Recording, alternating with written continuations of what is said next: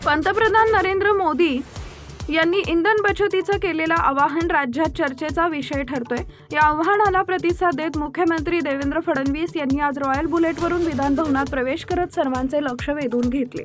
मुख्यमंत्र्यांनी ताफ्यातील वाहनांची संख्या कमी करत इंधन बचतीचा संदेश देण्याचा प्रयत्न केला।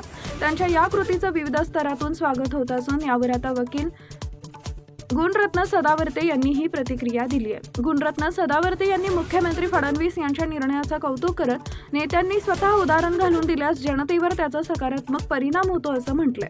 त्यांनी पुढे सांगितले की इंधन बचत ही काळाची गरज असून पर्यावरण संरक्षणासाठी अशा उपक्रमांची आवश्यकता आहे। मुख्यमंत्री फडणवीस यांच्या बुलेट एंट्रीमुळे विधान भवनात परिसरात चर्चांना उधाण आले असून भाजप नेत्यांकडूनही या उपक्रमांचं समर्थन केलं जात आहे।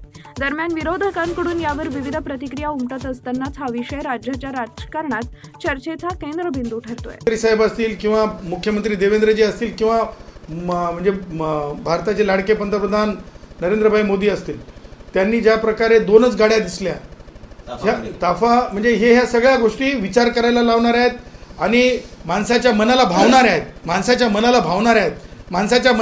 आहेत। काल देवेंद्रजी तर मला ज्यावेळेस बुलेटवर निघाले आणि ज्यावेळेस आशिष शेलार साहेब खांद्यावर हात ठेवून खाली उतरत होते, मला असं वाटलं की विधान भवनात की कॉलेजकडे असं सुद्धा मला वाटले। कारण मी तुम्हाला सांगतो, मी स्पष्ट वक्ता बोलणारा विधान भवनाकडे की कॉलेजकडे, कारण त्यांना ते इतकं सूट होतं ते बुलेट सुद्धा। आणि एकदम म्हणजे अरे भाई बस क्या डंके की चोट पे क्या लग रहे थे भाई, माँ कसम किसी पिक्चर के शूट में। मी तर म्हणतो तामिळनाडू जो विजय भी कल फीका गिर गया था देवेंद्र जी के सामने, उनकी स्टाइल ने मार डाला यार, मार डाला।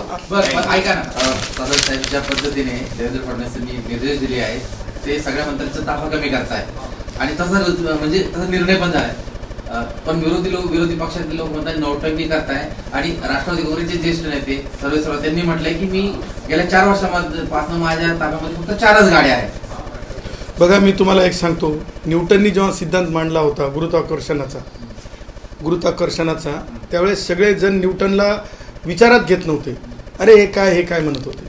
परंतु आज मोदीजीनं, तुम्हाला सांगतो, ज्या प्रकारे कन्याकुमारीपासून काश्मीरपर्यंत रस्ते बघितले असतील किंवा टनल्स बघितले असतील, काल आपलं मिसिंग लिंक देवेंद्रजींच्या काळातली बघितलं असेल, देवेंद्रजींमुळं मिसिंग लिंक बघितलं असेल, देवेंद्रजीमुळं मिसिंग लिंकचा बोगदा बघितला असेल, हे सगळ्या गोष्टी ज्या आहेत ह्या विचार करायला भाग पडणार आहेत, ह्या देशाची प्रगतीचा भाग आहेत।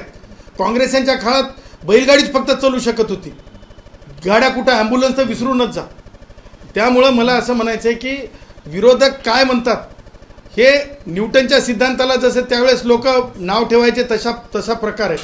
आणि त्यामुळं विरोधकांवर डेमोक्रेसीमध्ये त्यांच्याजवळ बिचाऱ्यांजवळ काहीच नाही, तर ते काहीतरी म्हणजे तोंडसुख घेतात, त्या तोंडसुखाला महत्त्व नाही। परंतु मला आज जोडून एक गोष्ट सांगायची आहे की काल झिशान सिद्दीकी आमदार यांनी नवनिर्वाचित विधान परिषदेचे आमदार, त्यांनी इंग्रजीमध्ये शपथ घेतली आणि मनसेनी टीका केली। मला मनसेला हे विचारायचं आहे, तुमच्या नाकासमोर जेव्हा जावेद अख्तर साहेब येऊन हिंदीमध्ये भाषण करतात तेव्हा ते तुम्हाला दिसत नाही की कानाला तुमच्या ऐकू येत नाही? माननीय जावेद अख्तर साहेब येतात, ते तुमच्या डोळ्यासमोर नाकासमोर हिंदीत भाषण करतात तेव्हा ते तुम्हाला दिसत नाही की ऐकायला येत नाही? आणि मला असं म्हणायचं आहे की भारतीय संविधानामध्ये जी एकूण भाषांपैकी सगळ्याच भाषांचा मान आहे, म्हणजे हिंदी असेल, मराठी असेल, गुजराती असेल, तेलुगू असेल, तमिळ असेल, सगळ्याच भाषांचा मान आहे। त्यासोबतच इंग्रजीसुद्धा आता ही इंटरनॅशनल समूहानं आणि त्यातल्या त्यात भारतीय न्यायव्यवस्थेतली हायकोर्टातली, बॉम्बे हायकोर्टातली भाषासुद्धा इंग्रजी आहे। त्याच्यामुळं भाषेवरचं राजकारण मला असं वाटतंय सगळ्यांनीच फुलस्टॉप केलं पाहिजे, भाषेवरचं राजकारण सगळ्यांनीच फुलस्टॉप केलं पाहिजे।